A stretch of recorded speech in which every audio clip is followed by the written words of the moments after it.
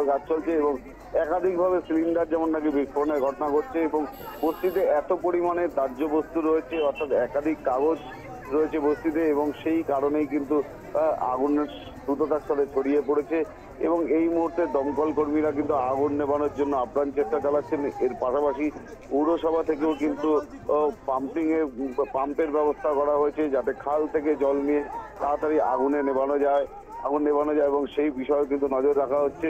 এছাড়াও কিন্তু স্থানীয় বাসিন্দারা যেভাবে কাজে হাত লাগিয়েছে তাতে কিন্তু অনেকটাই আগুন নেভানোর কাজে কিন্তু উপকার হয়েছে। এবং পাশাপাশি তোমাকে এটাও বলে রাখবো যে যেই জায়গায় এই ঘটনা ঘটেছে সেখানে কিন্তু দমকলের ইঞ্জিন ঢোকার জন্য যথেষ্ট বেগ পেতে হয়েছে দমকল, কিন্তু পাশেই খাল থাকলেও কিন্তু দমকলের আধিকারিকরা প্রথম দিকে কিন্তু সেখানে প্রবেশ করতে পারছিলেন না।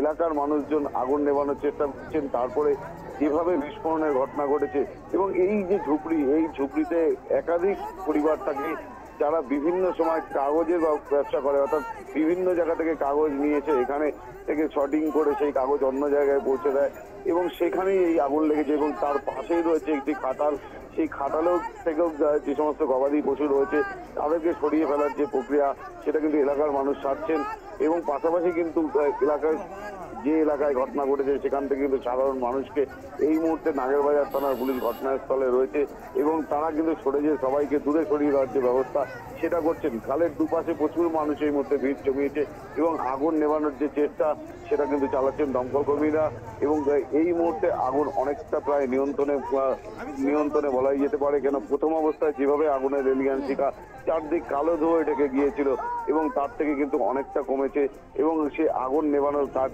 যেমন দমকল কর্মীরা করছে তেমন খুব দ্রুততার সাথে কাজ করছে এবং হয়তো আর কিছুক্ষণের মধ্যেই আগুন নিয়ন্ত্রণে আসবে, এমনটাও কিন্তু দমকল আধিকারিকরা জানাচ্ছেন। তুমি যেমন বললে যে একাধিক পরিবার ওই বস্তিতে বসবাস করে এবং একাধিক ঘর দেখা যাচ্ছে সেখানে, যেখানে আগুন জ্বলছে, কেউ আটকে থাকার সম্ভাবনা রয়েছে কি জানা যাচ্ছে?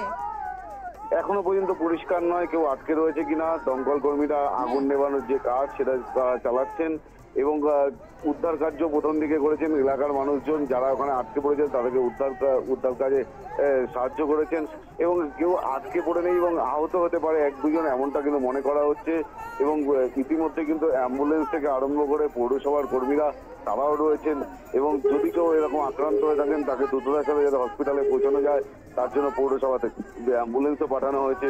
এছাড়াও কিন্তু পৌরসভা থেকে পাম্পের ব্যবস্থা করা হয়েছে যাতে খালের জল দিয়ে আগুন নেভানোর যে প্রক্রিয়া সেটা যেন করা সম্ভব হয় এবং দমকল আধিকারিকরা কিন্তু এই মুহূর্তে কিন্তু আগুন যেভাবে করা উচিত এবং সেটা কিন্তু করছেন এবং যত দ্রুততার সাথে আগুন নেভানো যায় সেটা তারা দেখছেন।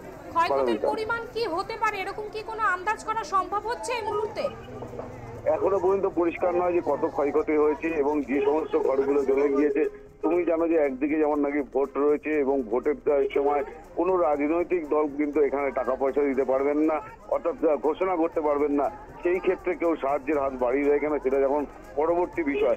পাশাপাশি প্রচুর মানুষ ক্ষতিগ্রস্ত হয়েছেন এবং একাধিক পরিবার এখানে বসবাস করেন এবং তারা কি করবেন আগামী দিনে সেটা নিয়ে কিন্তু যথেষ্ট প্রশ্ন রয়েছে এবং সাধারণ মানুষের কাছে তারা কান্নাকাটি করছেন এবং স্থানীয় জনপ্রতিনিধি যারা রয়েছেন তারাও এসছেন ঘটনাস্থলে এবং তারা খতিয়ে দেখছেন কিভাবে এই আগুন নিয়ন্ত্রণ করা যায় এবং যারা আক্রান্ত হয়েছেন তাদেরকে কিভাবে উদ্ধার করে সেফ জায়গায় নিয়ে যাওয়া যায় এবং তাদেরকে কিভাবে সাহায্য করা যায় সেই সমস্ত বিষয় কিন্তু তারা খতিয়ে দেখছে।